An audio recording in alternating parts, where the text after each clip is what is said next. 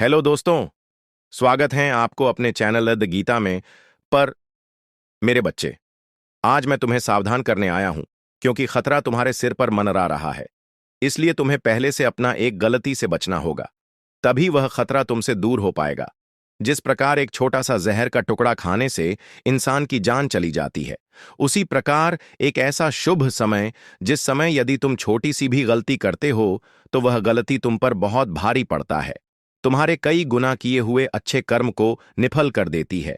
जैसे एक विद्यार्थी काफी समय से पढ़ रहा हो, लेकिन यदि वह परीक्षा करीब आने पर पढ़ना छोड़ दे, या वह कुछ ऐसे कार्य में व्यस्त रहे, उसका पढ़ाई में मन न लगे, तो उसके पहले की गई परिश्रम सब बेकार हो जाती है, और वह जितने अंत का अधिकारी होता है वह उसे प्राप्त नहीं होता है।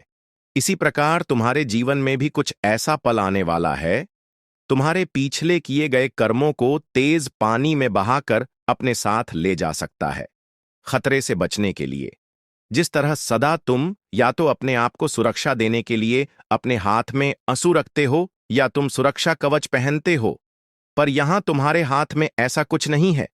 मेरे बच्चे, यहां पर केवल तुम्हें एक ऐसी शक्ति को अर्जित देना है जो तुम्हें बड़े खतरे से बचाव करेगा, और आने वाले खतरे से बचने के लिए तुम्हें केवल कुछ खास बातों का ध्यान रखना होगा।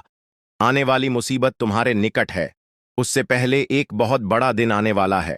इस दिन यदि तुम थोड़ा सा पूजा पाठ करो तो निश्चित ही तुम अपने ऊपर सुरक्षा कवच के रूप में उसे तैयार कर पाओगे, और निश्चित ही आने वाली परेशानी से बचाव कर पाओगे।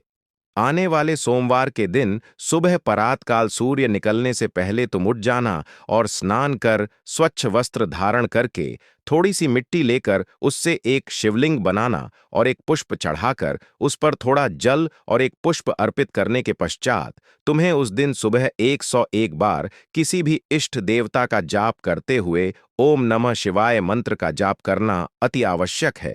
सुबह ही यह कार्य करना है, वह भी सूर्य निकलने से पहले इस कार्य को संपन्न कर लेना।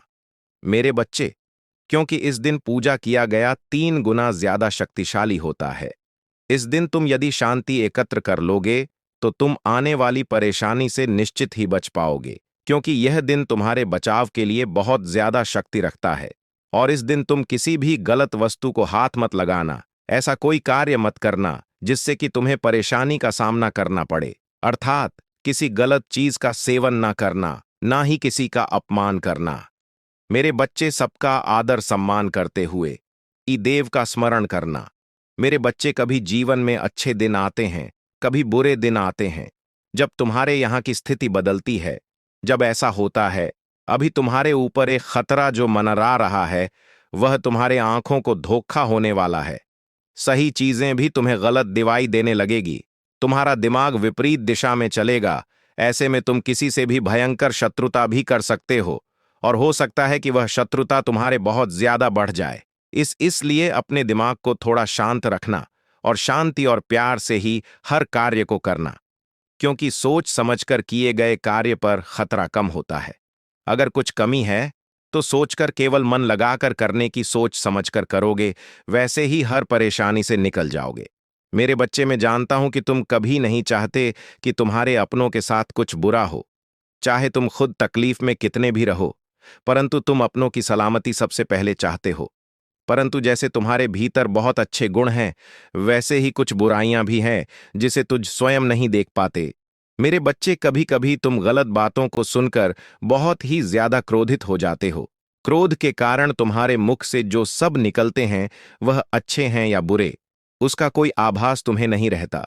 ऐसा नहीं है कि क्रोध केवल तुम्हें ही आता है, क्रोध तो हर व्यक्ति को आता है, यह बात मैं समझता हूं, परंतु कुछ परिस्थितियों में शांत रहना भाव्य होता है, क्योंकि वास्तव में तुम्हारा अच्छा व्यवहार ही तुम्हारी पहचान है, और तुम्हारी पहचान ही तुम्हारी शक्ति है। मेरे बच्चे, हमें सदैव जितना आवश्यक हो उतना ही भाव दूसरों को प्रकट करना चाहिए, क्योंकि तुम जितना शांत रहकर संयम व्यवहार करते हो, उतना ही तुम्हारे भीतर सकारात्मक ऊर्जा का प्रभाव होता है, और जितना तुम क्रोध को बढ़ावा देते हो, उतना ही बुरी शक्तियां तुम्हारे प्रति आकर्षित होते रहते हैं। मेरे बच्चे, बुरा तो कोई भी बिना परिश्रम किए भी बहुत आसानी से बना सकता है, परंतु अच्छा होने के लिए उसे ढेर सारी परिश्रम की आवश्यकता होती है। जब हम खुद में ही सहनशीलता नहीं पाते हैं, तब तक हम केवल दूसरों की गलतियों को भी देखते हैं। खुद में तो कभी भी कोई बुराइयां नहीं देख पाते। जो व्यक्ति खुद की बुराइयों को पहचान लेता है, उसके लिए खुद को और दूसरों का समझना बहुत ही सरल हो जाता है। मेरे बच्चे, आज तुम्हें मेरी एक बात माननी होगी। जो जीतता है वह हार भी सकता है, किंतु जो दूसरे के दिलों को जीतता है वह कभी अपने जीवन में हार नहीं सकता। परिवार के साथ धैर्य प्यार कहलाता है, दूसरों के साथ धैर्य सम्मान कहलाता है, स्वयं के साथ धैर्य आत्मविधाल कहलाता है, और मेहमान के साथ धैर्य आस्था कहलाता है। प्रकृति का काम ही लोगों को मिलाना है। रिश्तों की उम्र क्या होगी, यह तो तुम्हारे प्यार पर ही निर्धारित होता है। जीवन का आरंभ अपने के होने से होता और जीवन का अंत दूसरे के होने से इस आरंभ और अंत के बीच का समय भरपूर रहस्य भरा हो। बस यही सच है मेरे बच्चे। बड़प्पन वह गुण है जो पद से नहीं, संस्कारों से प्राप्त होता है। परायों को अपना बनाना इतना मुश्किल नहीं है जितना अपनों को अपना बनाए रखना है। जीवन में ऐसे कई लोग होते हैं जिन्हें तुम समय के साथ साथ भूल जाते हो, परंतु ऐसे कुछ ही लोग होते हैं जिनके साथ तुम समय भूल जाते हो। ऐसे लोगों को तुम्हें कभी नहीं खोना चाहिए। जो व्यक्ति के चेहरे पर हंसी और जीवन में खुशी लाने की क्षमता रखता हो, ईश्वर उसके चेहरे से कभी हंसी और जीवन में से खुशी कभी कम ना होने दे। लोग इसलिए अकेले होते हैं क्योंकि बहुत लोग मित्रता का पुल बनाने की वजह दुश्मनों का दीवार खड़ी कर देते हैं। परंतु चेहरे पर हंसी लाना है।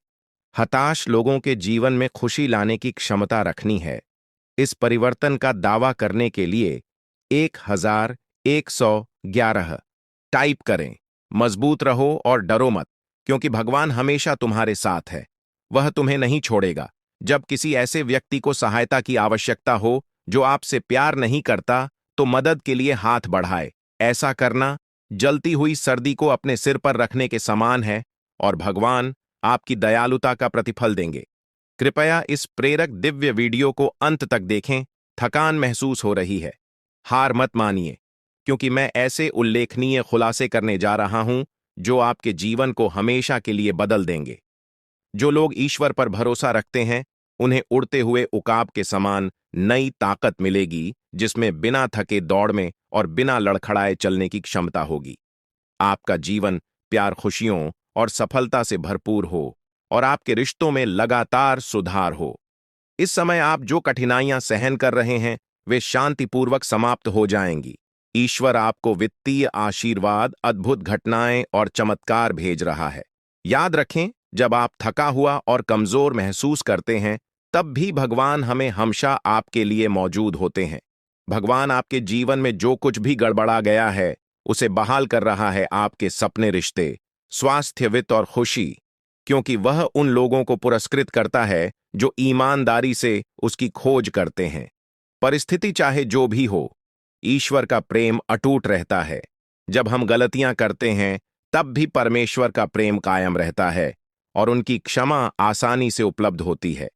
जब हम ईश्वर से प्रेम करते हैं और उसकी आज्ञा मानते हैं, तो वह हम पर अनुग्रह से भरे खजाने के समान प्रचुर आशीषों की वर्षा करता है। यदि आप ईश्वर में विश्वास रखते हैं, तो इस चैनल को सब्सक्राइब करें और कमेंट में ओम नमः शिवाय जरूर लिखे। देखने के लिए धन्यवाद। हर हर महादेव।